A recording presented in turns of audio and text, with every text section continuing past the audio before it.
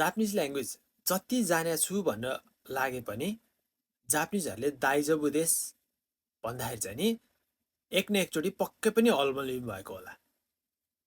त्यसो हो भने आज म तपाईँलाई क्लियर हुने गरी भन्छु कि यो दाइजोबु देश यास र नोमा चाहिँ नि कसरी फरक छुटाउने भनेर है।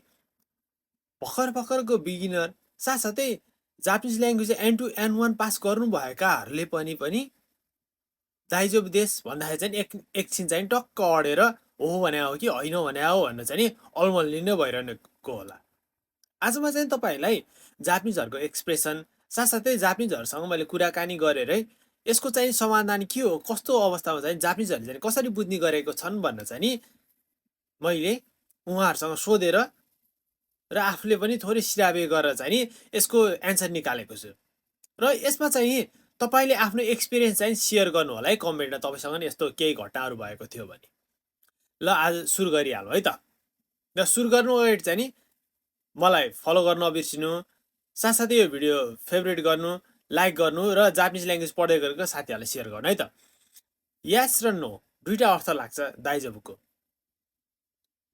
अब लाग्ला तपाईँलाई वा तपाईँ मिसेमा कुनै मिसेमा काम गर्नुहुन्छ,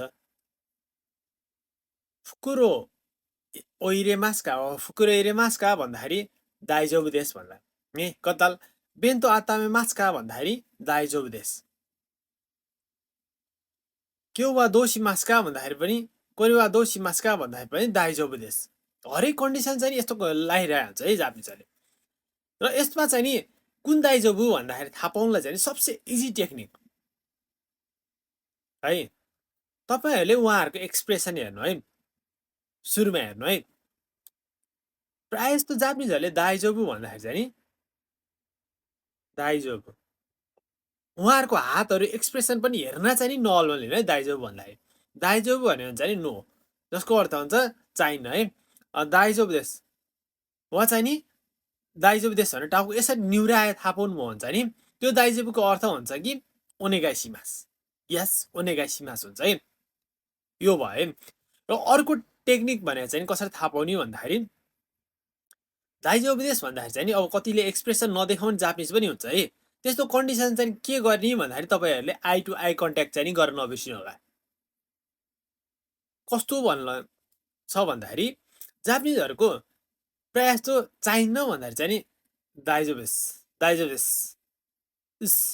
देश गर्छन् भने ओनेगाइसिमासको दाइजोबु भने दाइजोबु देश हल्का नरम पाराले दाइजोबु देश गर्नु र दाइजोबु देश गर्नुमा चाहिँ नि फरक हुन्छ। एउटा के चाहिँ स्ट्रेट गएको दाइजोबु र दाइजोबु देश एउटा फ्लो छ भने चाहिँ त्यसमा चाहिँ ओनेगाइसिमास यासको अर्थ हुन्छ है।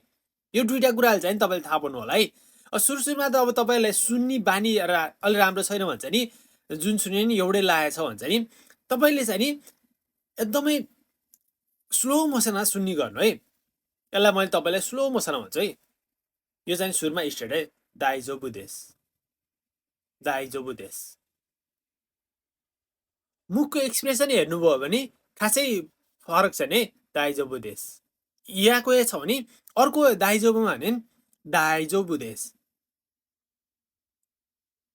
यो स्ट्रक्चर चाहिँ अलि मजाले चेन्ज भएको छ, दाइजोबु देश।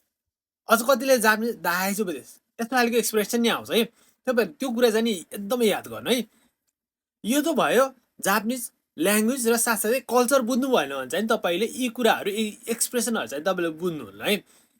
अब यो कल्चर कसरी बुझ्ने भन्ने लागेको छ, अरू पनि जापानिजमा धेरैवटा होगेनहरू एक्सप्रेसनहरू हुन्छ, कसरी बुझ्ने भन्ने लागेको छ भने मलाई सधैँ फलो गर्न चाहिँ नबिर्सिनु होला है।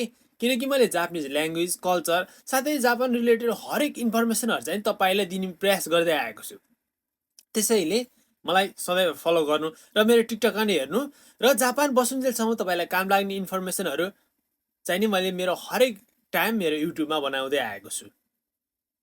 तपाईँले मेरो लिङ्कमा गएर चेक गर्न सक्नुहुन्छ, मेरो एकाउन्टको लिङ्कमा गएर।